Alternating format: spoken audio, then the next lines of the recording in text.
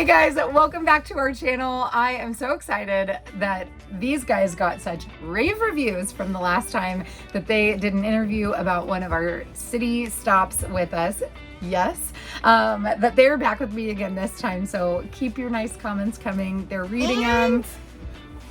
So we're talking about a horse ranch that we went to. We're gonna talk about a horse ranch. We are making our way from Bend, Oregon, all the way down. Yeah, we were up in Montana. We got to get to San Diego. Anytime we are doing a lot of driving, we knew leaving Bend, we were going to have 2 long drive days. And that is a lot on our family because we do work during the week. We do homeschooling. Daphne's got virtual schooling. So to have like 2 5.5 to 7 hour drives on the weekend is a lot, but we have a lot of miles to cover. And whenever we have just kind of like a one night layover, my go-to resource is Harvest Host, because I know I can find really cool experiences and you get to stay for free.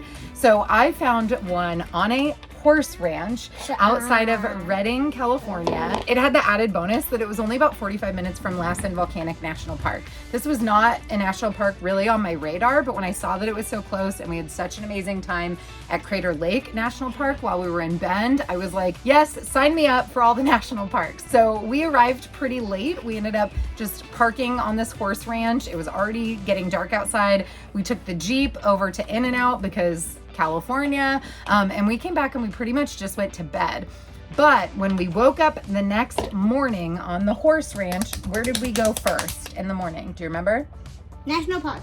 To the National Park. Yes, Lassen Volcanic National Park. At the top, it was really snowy, like blizzard, snowy. We couldn't even see. There was ice. Audrey's eating frozen blueberries, which is like her favorite snack, and I'm pretty sure your tongue's like frozen. Silly girl. What did you think? Yes, we got caught in a blizzard. So when we left, it was probably like 65, 70 degrees already in the morning in Redding. We were surprised at how warm it was because Bend was pretty cold actually, which again, we were surprised that it was already so cold there. So we were surprised to be back in the warmth. And when we got there, it was really cold and really rainy, but not snow, and it was a very overcast day. So unfortunately, we couldn't even see the top of any of the peaks. You could barely really see what was out in front of you. And you kind of drive through the national park, and you remember the hot rock? It's not actually hot, but it was like the ginormous black rock. Of it? You climbed up on top of yes, it? Yes, Yeah. And it was slippery, and it was very wet. Yeah, it was very wet and slippery, but it was huge, wasn't it? It was this giant thing that and it like was coming out of a volcano. It was out of a volcano. It spewed out of the last eruption from Lassen, which is kind of crazy. And it was called Hot Rock because when it was discovered, it was apparently still hot to the touch for a pretty extended period of time. Not hot anymore, but also deceivingly large. You pull up in your car and you're like, I mean, it's a big rock. But then my family climbed up on it and I'm like taking their picture and I'm like, oh, that's a big rock, because all of a sudden they just looked like these little ants up on this rock. So that was kind of a cool thing. We keep driving through the park, right? And what starts to happen as we're driving? What did we see first? Snow. We start to see some snow on the ground. We're like, is that snow on the ground? Oh, there's like a pocket of snow. Oh, that's snow. And so we get out at there's national parks have all these kind of pull out areas so you can get out and explore. And we go down and there was like a creek and we're kind of like, it wasn't really a trail. We're kind of just exploring. But when we were at the top of the snowy mountain, it was really cold. My feet were like icicles. Yeah, at the highest peak of the road that goes through the park before it starts going back down. It kind of runs, the main road runs from 2 different entrances, a north entrance to a south entrances. Some national parks make a loop, but this one kind of goes one way through the park.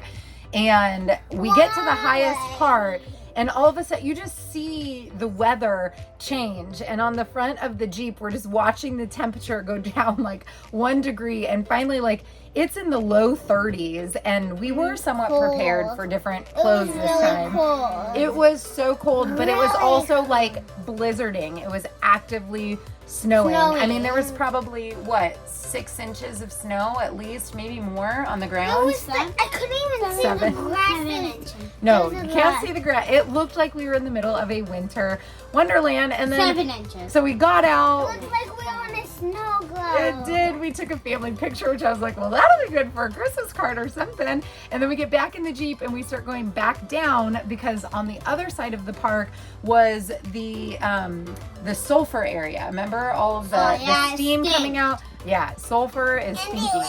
Stinky. But it's cool because you can see it like bubbling. What do you think, Audrey? Is it stinky? A gas mask for the sulfur. You can see all the heat and the gases coming out from the earth. And by there, was there snow? No. Nope, it's like 60 degrees again. And you're like, how did that just happen in 20 minutes? But we checked a pine cone and it didn't really burn. It didn't really get burned. We left really early in the morning. We left probably at like 6:30 or 7 in the morning. And I packed literally, this is our impromptu picnic style, is jar of peanut butter, loaf of bread, bag of apples, jar of jelly. And as Justin is driving the Jeep back to the horse ranch, because again, with Harvest Host, you get to stay a day. You're supposed to be there less than 24 hours. But more than that, you're supposed to be a consumer of these small businesses. So we're eating PB&J's in the car. No, I think I forgot a knife. I'm like spreading it with a fork or something, and I'm passing out, and we're eating. Or a spoon. And then what? And then we get back, and we get back to the horse ranch. And then what?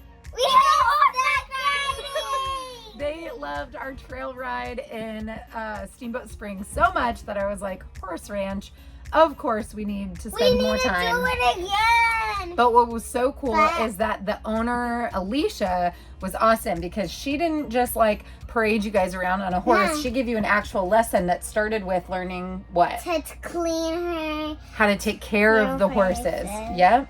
You guys had to get them all ready, right? You got to clean their hooves, brush them. Yeah, hooves. And we had to say welcome by going around and petting them. Learned how to introduce themselves to horses.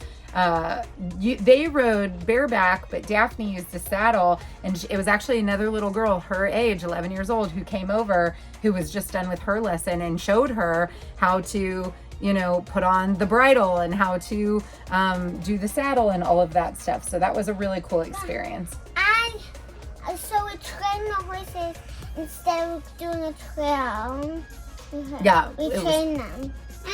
Well, I don't know if you trained them or if they trained you, but yeah, a horseback lesson. And as the person that owned the horses let me ride her horse. Yeah, you rode the owner Alicia's horse. And it was amazing. It was amazing. So shout out to Alicia at NorCal Riding Stables. Shout out to Harvest Host. Shout out to the National Shout Parks. out. Do you remember what we had to do after a horseback riding lesson? Eat frozen blueberries. No, we had to leave because we had another very long drive day. We are heading to Lake Tahoe, and we arrived in the rain, and it was cold, and it was late, and it was dark, and it was interesting, but we'll save that for the next video. See you guys next time.